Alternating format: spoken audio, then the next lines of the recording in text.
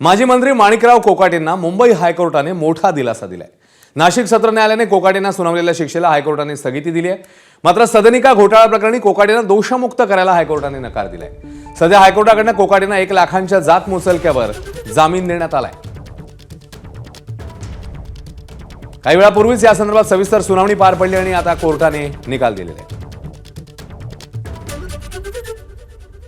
Stay on conviction हा reject झालेला आहे आणि फक्त बेल दिलेली आहे आणि स्पष्टीकरण दिलेलं आहे। आमदारकी आता राहणार नाही। थोडक्यात कोर्टाने एवढंच सांगितलेलं आहे की जी कन्व्हिक्शन अपिलेट कोर्टाने दिली आहे नाशिक कोर्टाने 16 तारखेला, त्याच्यावर त्यांनी ते जे स्टे आहे तो दिलेला नाहीये आणि त्याच्यावर मेन निर्णय हा अजूनही आहे, पण बेल जो आहे तो ग्रांट केलेला आहे आणि सस्पेन्शन ऑफ जे सेंटेन्स आहे ते अलाव केलेलं आहे। कोर्टाने त्याच्यावर असं म्हटलेलं नाही की खालच्या कोर्टाने जे निर्णय दिलाय तो चुकीचा आहे, असं काही हायकोर्टाने आलेलं नाहीये। तर कोर्टाचा निकाल नेमका काय सांगतो, कोणते महत्त्वाचे मुद्दे आहेत आपण तेही बघूया। दोषमुक्त करायला कोर्टाने या निकालामध्ये नकार दिलेला आहे। मात्र अटकेपासून तुर्तास दिलासा आहे। 2 वर्षांच्या शिक्षेला अंतिम सुनावणीपर्यंत स्थगिती देण्यात आली आहे। तर कोकाटेंच्या आमदारकीला तुर्तास त्यामुळे जीवदान मिळालेलं पाहायला मिळतं। 1 लाखांच्या जात मुचलक्यावर त्यांना जामीन मंजूर झालाय।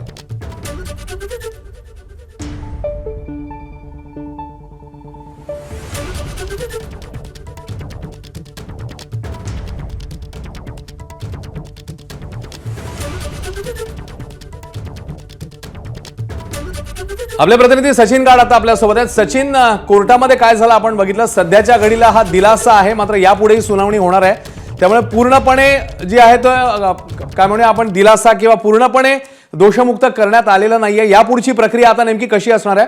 माणिकराव कोकाटेंकडे सध्या काय पर्याय उपलब्ध आहेत आता हा दिलासा मिळाल्यावर? सचिन अश्विन, खरं तर माणिकराव कोकाटे यांनी त्यांना जी नाशिक कोर्टाने जी शिक्षा सुनावली होती त्या शिक्षेवरती स्थगितीची मागणी केली होती। कोर्टाने त्यांना जामीन मंजूर केलेला आहे, मात्र सत्र न्यायालयाचा जो काही निकाल आहे तो काही कोर्टाने इथे स्थगित केलेला नाही। त्यामुळे त्यांची अटक जरी टळली असली तरी त्यांची आमदारकी ही अजूनही धोक्यात आहे। जर त्यांना आता आमदारकी वाचवायची असेल तर त्यांच्याकडे सर्वोच्च न्यायालयाचा पर्याय उपलब्ध असू शकतो। मात्र आपण बघितलं की आज सविस्तर सुनावणी या संपूर्ण प्रकरणी झाली। कोर्टाने जे काही याचिका होती ती मान्य करून घेतली आणि तिची सुनावणी घेण्यास कोर्टाने तयारी दर्शवलेली आहे। त्या प्रकरणाची गुणवत्तेच्या आधारावरती सुनावणी होईल। मात्र आपण बघतोय की केवळ अंशतः दिलासा दिलेला आहे। कोकाटेंची अटक टळलेली आहे, मात्र त्यांची आमदारकी ही अजूनही धोक्यात आहे। अश्विन, खरं त्यामुळे आमदारकी अजूनही धोक्यात आहे आणि जसं आता आपले प्रतिनिधी सांगतात। सचिन, मग आता सध्या माणिकराव कोकाटे या सगळ्या संदर्भात कोर्टामध्ये जाऊ शकतात, पुढच्या वरच्या कोर्टामध्ये अपील होऊ शकतं। आता नेमकी काय पुढे पावलं असतील सचिन?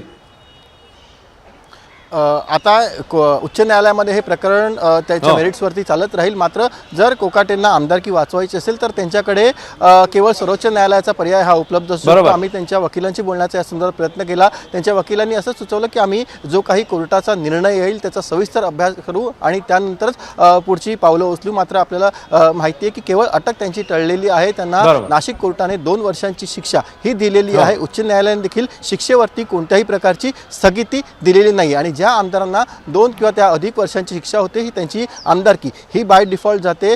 गेल्या आठवड्यात हा खरं निर्णय आलेला होता आणि त्यामुळे आपण पाहतोय की त्यांना त्यांच्या मंत्रिपदाचा देखील राजीनामा द्यावा लागला होता। आता प्रश्न राहिला तो त्यांच्या आमदारकीचा। आता येत्या काही दिवसात राज्य सरकार नेमका काय निर्णय घेतं हे पाहणं महत्त्वाचं असेल। मात्र तोवर कोकाटे हे त्यांची आमदारकी वाचवण्यासाठी सर्वोच्च न्यायालयात जाऊ शकतात याची शक्यता मात्र नाकारता येत नाही। अश्विन, सचिन, धन्यवाद या सगळ्या सविस्तर माहितीबद्दल। बातमीचे अपडेट्स आपण वेळोवेळी जाणून घेतच राहू। एबीपी माझा, उघडा डोळे बघा नीट।